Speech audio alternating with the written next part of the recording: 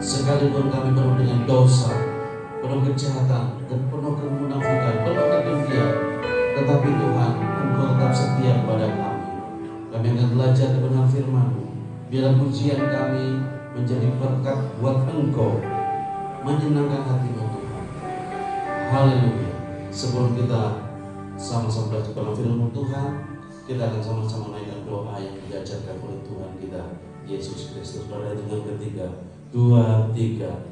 Bapa kami yang di surga, dikuduskanlah nama-Mu, datanglah kerajaan-Mu, jadilah kehendak-Mu di bumi seperti di surga. Berikanlah kami pada hari ini makanan kami yang secukupnya, dan ampunilah kami akan kesalahan kami, seperti kami juga mengampuni orang yang bersalah kepada kami.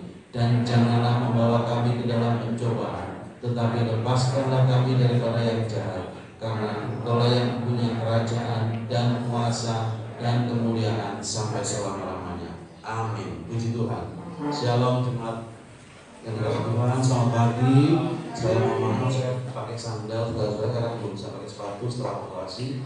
Dokter bilang mungkin sampai 1 bulan saya pakai sandal karena itu sandal yang jelek karena yang lebar karena perubahannya tebal. Saya undang sekali Bapak Ibu kami berdiri, angkat Alkitab atau HP atau tangan saudara. Ini statement iman kita kepada Tuhan pada hitungan yang ketiga, 2, 3. Aku percaya firman-Mu berkuasa. Aku percaya firman-Mu sanggup mengubah seluruh hidupku. Aku percaya firman adalah Tuhan sendiri. Aku siap menerimanya dalam nama Tuhan Yesus. Amin. Silakan duduk Bapak Ibu. Saya minta Ibu Sudarto di depan ya. Saya minta tolong untuk baca Alkitab ya, baca ayat ya.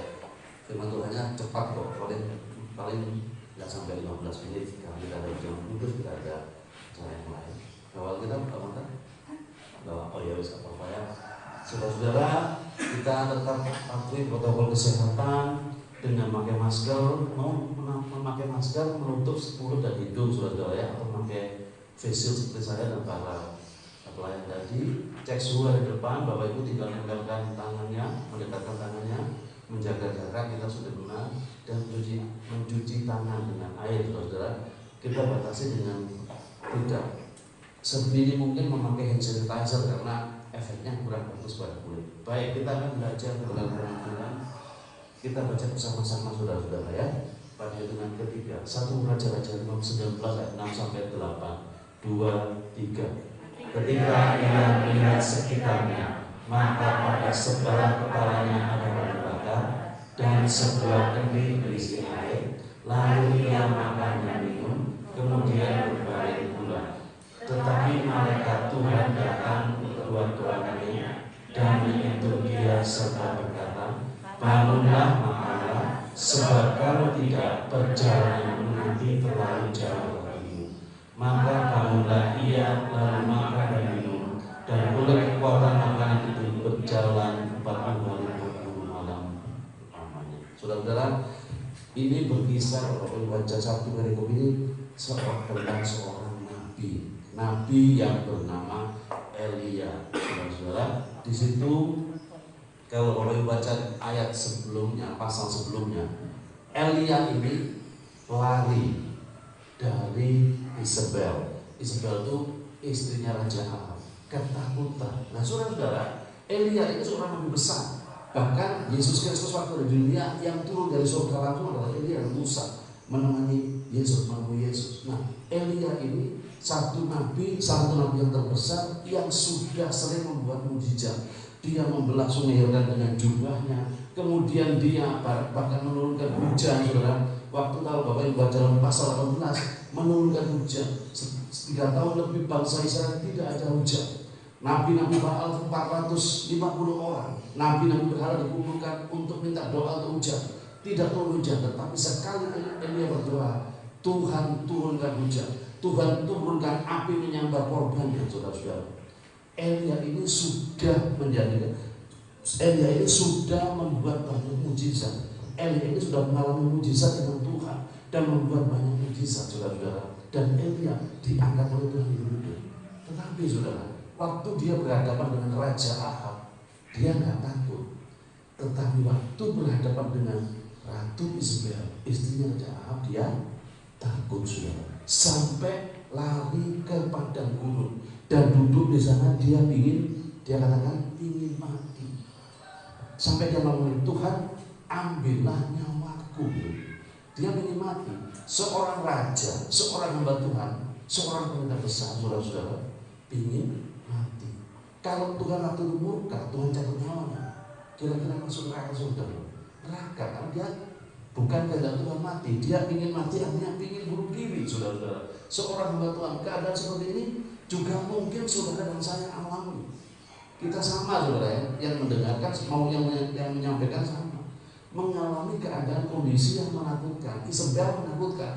Dengan Raja Ahab tidak takut, dengan Isabel takut, saudara-saudara. Nah, sekarang kita masih ketakutan, betul, saudara, dengan namanya Covidianto sama Coronawati itu, saudara. Dan sekarang lagi ada virus baru yang nyebar namanya B117. Kita tidak punya harapan. Seperti Elia ketakutan lari ke padang gurun. Dan Elia dia ingin mati. Dan akhirnya dia tertidur, saudara. Saudara bisa bayangkan seorang hamba Tuhan yang luar biasa dipakai Tuhan mengadakan mujizat. Seringkali kita sama, saudara. Kita terlalu banyak mendapatkan mujizat dari Tuhan. Bahkan kita pun membuat mujizat. Tetapi seringkali ada masalah, termasuk saya, saudara. Kita takut, kita ingin mati. Kemarin saya sharing dengan seorang saudara. Dia mengatakan, pernah nggak kamu merasakan bahwa kamu rasanya ingin mati? Oh, pernah, sering. Kalau ada banyak masalah, apa yang aku lakukan dengan sekuat tenaga nggak pernah dihargai. Saya ngomong gitu loh, saya nggak pernah dihargai, orang dicela, dikritik terus, nggak pernah dihargai, bahkan dipojokkan. Kadang aku ingin mati, ingin malas, ingin menyendiri. Saya ngomong gitu, kalau saya belum mau khotbah, saya ingin datang di tengah gurun, jauh dari keluarga, jauh dari Tuhan, nggak belajar kita. Kemarin saya ngomong gitu. Waduh dia, aku pernah sekali kayak gitu. Apa yang kamu lakukan kadang nggak dihargai.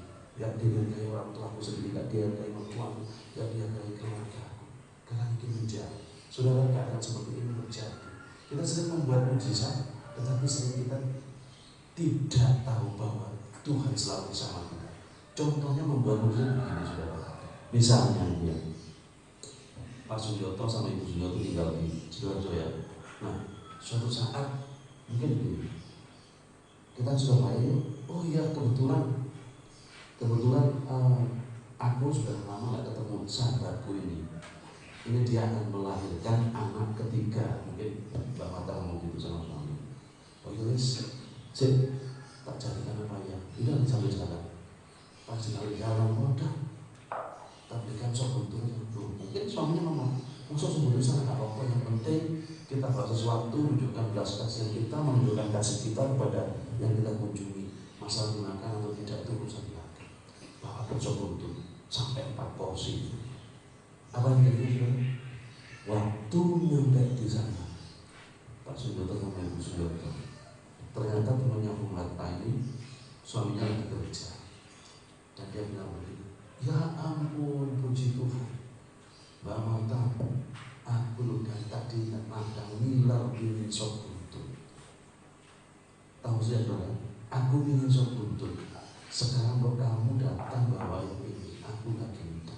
Saudara, tanpa dia tahu, dia membuat mujizat untuk orang lain. Nah, Elia ini saudara-saudara. Dia membuat mujizat luar biasa, tetapi dia lupa. Hal yang kecil saja dia ketakutan ingin mati. Nah, saudara-saudara, di sini dikatakan waktu dia tidur, dan ketika waktu dia tidur, ia menyebutkan maka pada sebelah kanannya ada roti bakar dan sebuah kendi berisi air, lalu ia makan, minum, dan berbaring pulang. Yang naruh siapa, saudara? Seorang malaikat yang menaruh roti bakar dan kendi berisi air. Nah, saudara-saudara, kalau Bapak Ibu bayangkan roti bakar itu enak nggak? Pas kita makan banget. Enak, Mbak Marta? Suka roti bakar? Suka ya. Nah, saudara-saudara, itu malaikat ini saya nggak ngerti kenapa taruh roti bakar dan kendi berisi air. Kenapa nggak dia taruh kendi berisi air teh atau anggur yang lebih menyenangkan? Saudara, kalau itu roti bakar, jangan bayangkan roti bakar yang di pinggir jalan atau beli di Holland yang dalamnya isinya selai stroberi, dalamnya selai kacang, dalamnya kornet mungkin yang disukai Ibu Joyce, mungkin dalamnya coklat disukai Ibu Lena. Enggak, saudara. Roti bakarnya itu seperti ini, saudara. Saya bakar sendiri. Bukan, kalau ambil satu, saya juga makan kok.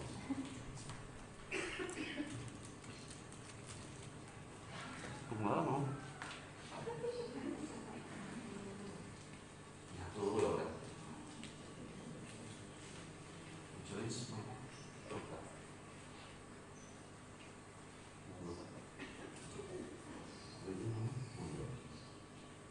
Rasanya gimana?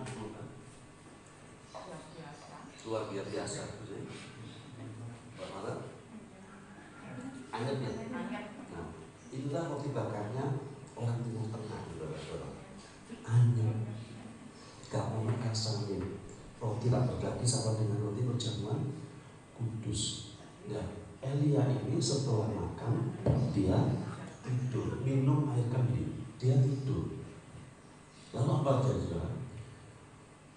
Berbicara tentang seorang yang gablek, seorang hamba Tuhan sudah melihat mujizat, sudah dibangunkan, kalau baca ayatnya, sudah dibangunkan, lihat bangunlah, makanlah, minumlah, dan dia tidur. Tetapi Pak Marta tolong bacakan ayat 19 dan 7. Tetapi malaikat Tuhan datang untuk kedua kalinya dan menyentuh dia serta berkata, bangunlah, makanlah, sebab kalau tidak perjalananmu nanti terlalu jauh bagimu. Puji Tuhan, silakan duduk. Nah, saudara, kemudian malaikat itu beri kesempatan kedua. Bangun, makanlah, otomatis minumlah, saudara. Makanlah, sebab kalau tidak perjalanan nanti terlalu jauh bagimu. Ya, Tuhan suruh lewat malaikat, kamu bangun.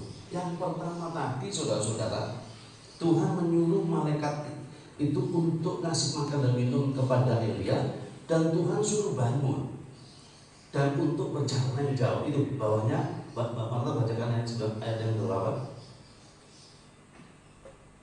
Bangunlah ia, lalu makan dan minum, dan oleh kekuatan makanan itu ia berjalan 40 hari 40 malam. Berbicara apa, saudara? Karena Tuhan akan suruh dia melewati masa pancaroba 40 hari 40 malam. Waktu Yesus sebelum disalib, Yesus setelah dibaptis, Yesus melewati masa 40 hari 40 malam berjalan dalam pencobaan.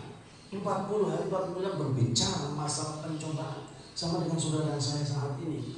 Tuhan suruh bangunlah, makanlah supaya kamu mampu melewati masa percobaan yang akan datang, yaitu 40 hari 40 malam. Saudara-saudara, waktu yang kedua dia bangun dan dia berjalan. Seandainya dibangunkan kedua kali dia tidak bangun, saudara-saudara, walaupun Alkitab tidak menceritakan, saya yakin Tuhan akan bikin dia mati. Dan dia minta mati, dan pasti dia masuk neraka. Satu, dia minta mati, otomatis ingin bunuh diri, saudara. Kedua, tidak menjalankan yang Tuhan suruh. Nah, saudara, ini berbicara roti bakar yang tawar, roti bakar yang tidak ada rasanya, dan air kendi berisi air, bukan berisi anggur, bukan berisi Coca-Cola, bukan berisi minuman yang lain.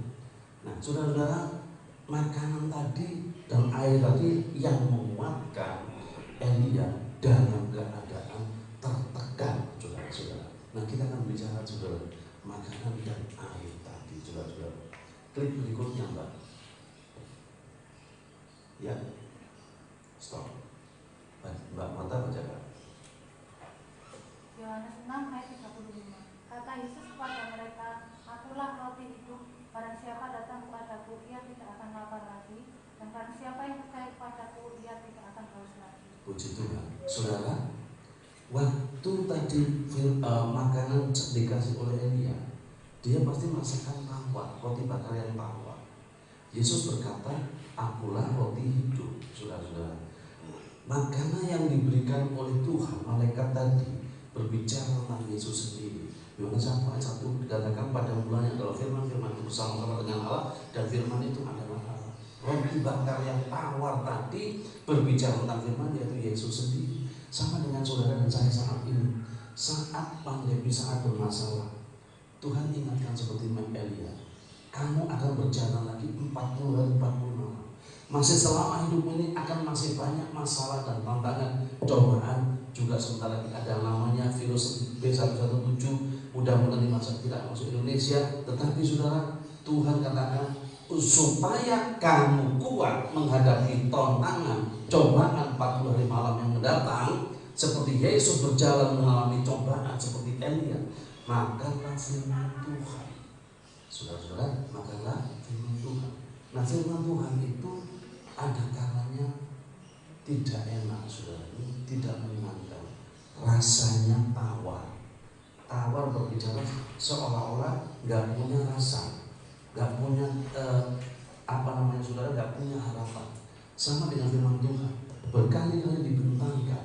Firman Tuhan seolah-olah tidak membawa dampak. Karena apa, saudara? Tergantung respon kita. Tadi tergantung responnya Elia. Waktu dia pertama disuruh bangun makan, dia tidur lagi. Sama dengan kita, mungkin tiap seminggu kita mendapatkan makanan firman Tuhan, tetapi kita tidur lagi. Tetapi kalau Tuhan yang kedua kali bangunkan, bangun, makanlah, makan dengan sungguh-sungguh, saudara, firman Tuhan. Dan itu yang memberikan kekuatan. Saat ini tidak ada yang lain yang bisa memberikan harapan dan kekuatan buat saudara dan saya, kecuali Yesus Kristus lewat firman Tuhan. Firman Tuhan yang disampaikan, yang berdiri di sini, saya, Ibu Gembala, Pak Rano, mungkin saudara melihat orang-orang itu akan bosan. Saudara, orang-orang yang mungkin pendidikannya biasa-biasa, kalau lihat YouTube banyak pengkhotbah yang luar biasa. Tetapi saya katakan, saudara, setiap saat ayat dibacakan, yang tidak usah dibacakan Mbak Mata, itu suara Tuhan sendiri. Tergantung respon kita. Kita berarti saudara dan saya, apakah merespon firman yang ditabur atau tidak. Ada kalanya, saudara, kita ke gereja, kita sia-sia. Elia ini pada kondisi ini, dia bukan menjadi contoh yang baik, dia bukan menjadi panutan yang baik, dia bukan menjadi sosok orang hamba Tuhan yang baik, dia bukan menjadi sosok orang teladan yang baik. Seorang hamba Tuhan, dia seorang gembala yang tidak baik. Kenapa, saudara? Kalau Bapak baca ayat atasnya, waktu dia lari ketakutan, dia tinggalkan pembantunya, dia menyelamatkan dirinya sendiri. Seorang hamba Tuhan, seorang gembala yang kurang baik, dan dia ingin mati. Saudara, di dunia sekarang banyak saudara-saudara, tetapi kita belajar dari Elia yang berikutnya. Waktu Tuhan panggil lagi, dia duduk, dia bangun, dia makan, dan dia makan. Sekalipun mungkin tidak menyenangkan, tidak menyukakan, tidak mencapai kepuasan kita, saudara. Kadang-kadang firman Tuhan itu tidak sesuai dengan yang kita inginkan. Ininya yang berbicara tentang berkat yang enak-enak, saudara, tetapi menegur, jangan ini, jangan dendam, hilangkan segala kemunafikan. Sering terjadi. Tetapi kalau dalam hidup kita tidak ada respon seperti Elia, tidak ada gunanya saudara dan saya beribadah. Nah, saudara, tadi dikatakan Yesus berkata, "Akulah roti hidup." Sekarang tergantung saudara dan saya menerima roti hidup, yaitu firman Tuhan. Roti yang dibakar tadi oleh malaikat untuk Elia menjadi kekuatan. Yang kedua, klik lagi Mbak, bacakan lagi Mbak Alba. 1 Korintus 12 ayat 3. Sebab dalam satu roh kita semua, baik yang Yahudi, baik orang Yahudi maupun orang Yunani, baik budak maupun orang merdeka, telah Amin. Saudara, kalau dibaptis pakai apa saudara? Pakai apa? Air. Diberi minum pakai air. Diberi minum dari satu roh, rohnya besar saudara. Kalau firman tadi berbicara roti bakar yang diberikan Eli yang memberikan kekuatan, berbicara tentang firman Tuhan yaitu Yesus Kristus sendiri. Saudara, air garam kendi, air yang tawar, sama dengan firman kadang-kadang rasanya tawar. Tergantung saudara dan saya menerima. Roh Kudus sama saudara-saudara. Dalam keadaan seperti ini, Elia hanya dikuatkan oleh firman Tuhan dan Roh Kudus. Roh Kudus bagaimana saudara-saudara? Roh Kudus dalam bentuk di sini dikatakan seperti air, dalam wujud dilambangkan seperti air, makanan dan minum, kesatuan Yesus Kristus, kata firman dengan Roh Kudus menjadi satu. Firman kalau ditaburkan tidak menghasilkan buah, jangan harap menghasilkan Roh Kudus, saudara-saudara. Roh Kudus tidak akan bisa tanpa firman yang masuk ke dalam hati, tanpa firman yang dituangkan dalam kehidupan kita. Roh Kudus hanya akan bisa timbul dalam hidup saudara dan saya pun banyak seringkali salah saudara. Kalau firman ini kita makan dan kita resapi, kita hayati, saudara-saudara, dan kita lakukan, baru Roh Kudus itu menjadi berkat, baru Roh Kudus itu muncul dalam kehidupan saudara. Saudara, mungkin kita berbicara begini, aku setiap Jumat ikut doa, setiap hari ikut doa. Gimana caranya Roh Kudus? Kadang-kadang kita lupa saudara bahwa Roh Kudus dan firman tidak bisa dipisahkan. Saudara, saya tidak mungkin ada buah Roh Kudus. Saudara, saya tidak mungkin ada buah mujizat kalau kesatuan firman dan Roh Kudus tidak menjadi satu. Yang terakhir, klik lagi Mbak. Amos. Mbak Marta sudah membaca sekali lagi. Amos 8 ayat 11. Sesungguhnya waktu akan datang, demikianlah firman Tuhan Allah. Aku akan mengirimkan kelaparan ke negeri ini, bukan kelaparan akan makanan dan bukan kehausan akan air, melainkan akan mendengarkan firman Tuhan. Saudara, suatu saat firman Tuhan sudah didapatkan, dan sekarang sekali saudara dan saya masih bisa menikmati keberadaan firman Tuhan. Lakukan, nikmati saudara-saudara, makan dengan sungguh-sungguh sekalipun rasanya takut. Ayat yang terakhir, Amsal 30 ayat 5, tolong Pak itu yang dibaca, kita baca bersama. Amsal 30 ayat 5. Ya, kita baca bersama-sama. 2, 3. Semua firman Allah adalah murni. Ia adalah perisai bagi orang-orang yang berlindung kepada-Nya.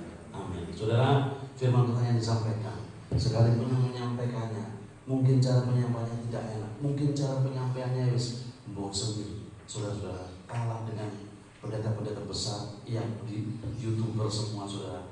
Tetapi saudara, saya katakan sekali lagi, satu ayat dibacakan itu suara Tuhan, tergantung saudara dan saya. Puji Tuhan. Kita akan masuk dalam sakramen perjamuan kudus. Saya undang para pelayan, Mbak Marta Simen maju ke depan, bantu saya kepada Tuhan. Roti ini tawar saudara. Roti ini tidak ada rasanya, tidak berharga. Roti tak beragi. Seperti firman Tuhan kadang kita tawar, seolah firman Tuhan sekedar suara seseorang, tetapi manakala kita makan dengan iman, kuncinya cuma percaya bahwa firman, bahwa roti ini adalah tubuh Yesus Kristus. Itu akan menjadi kekuatan buat saudara dan saya mengarungi masa 40 hari 40 malam, masa kesukaran bahkan penderitaan dan aniaya. Mari kita angkat tangan roti di tangan kanan kita dan dengar apa kata firman Tuhan. Sebab apa yang telah kuteruskan kepadamu telah aku terima dari Tuhan, yaitu bahwa Tuhan Yesus Kristus pada malam waktu Ia diserahkan, Ia mengambil roti. Sesudah itu Ia mengucap syukur atasnya, lalu Ia memecah-mecahkannya dan berkata, inilah tubuhku yang diserahkan bagi kamu. Perbuatlah ini setiap kali kamu memakannya, menjadi peringatan akan aku.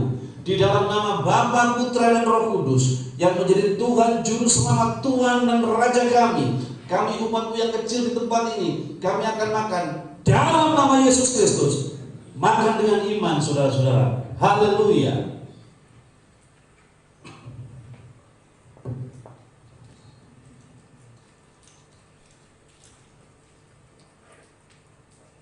Angkat cawan di tangan kanan saudara sebagai rasa hormat kita kepada tubuhnya dan darahnya yang tercurah dan habis buat saudara dan saya. Dengar apa kata firman Tuhan. Demikian juga lalu ia mengambil cawan sesudah ia makan dan berkata, cawan ini adalah perjanjian baru yang dimeteraikan oleh darahku. Perbuatlah ini setiap kali kamu meminumnya menjadi peringatan akan aku. Sebab barang siapa makan roti dan minum cawan ini, ia memberitakan kematian Tuhan sampai Tuhan datang kembali. Di dalam nama Bapa, Putra, dan Roh Kudus, Tuhan Juru Selamat, Raja kami umat yang kecil di tempat ini, kami minum dengan iman dalam nama Yesus. Minum dengan iman, saudara. Haleluya. Haleluya, haleluya, haleluya. Glory, glory, haleluya.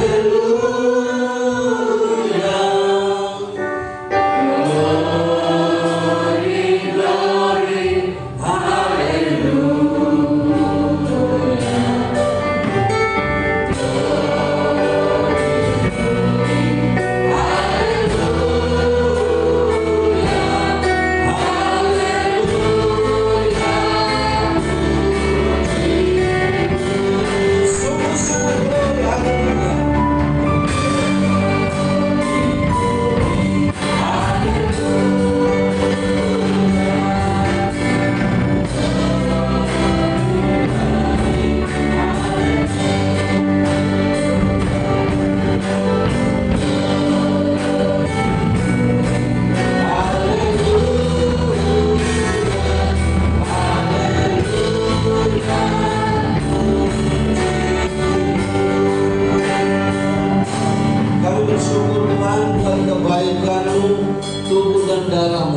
biarlah firman-Mu dan firman-Mu dan Roh Kudus menjadi satu.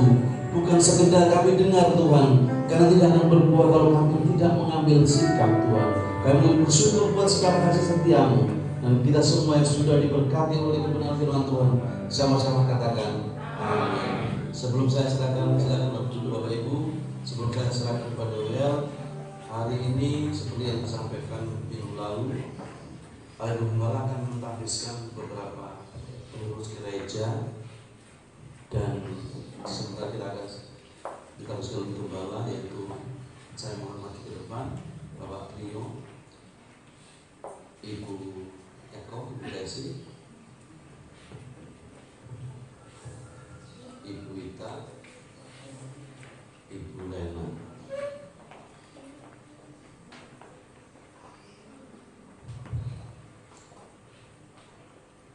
Pak Ratu dan Bu Wiwi bisa ke depan untuk membantu Gembala mentahbiskan para pengurus Gembala.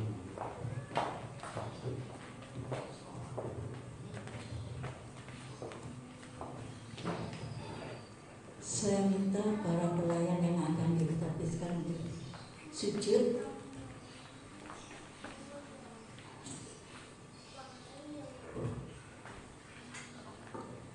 Sidang jemaat, saya undang kalian berdiri, kita sama-sama mendoakan para pelayan-pelayan ini yang atas pimpinan Tuhan yang dipercayakan kepada saya untuk mempercayakan pekerjaan mereka masing-masing. Bapak Prio, memang beberapa bulan yang lalu 4 saudara ini sudah kami panggil secara pribadi, ya Bapak Prio. Saya angkat sebagai humas ya, karena kebetulan juga di dalam kelurahan Bapak Prio mempunyai ya yang cukup bagus. Ibu Kesi menggantikan Ibu Joyce bendahara gereja, Ibu Ita sebagai sekretaris gereja, Ibu Lena sebagai ketua guru sekolah minggu. Biarlah saudara semua bisa melihat yang pelayan-pelayan yang begitu baik menjalankan tugas, biar di sini yang baru-baru akan lebih baik sesuai dengan firman, kebenaran firman Allah, berjalan sesuai dengan kehendak Allah yang benar.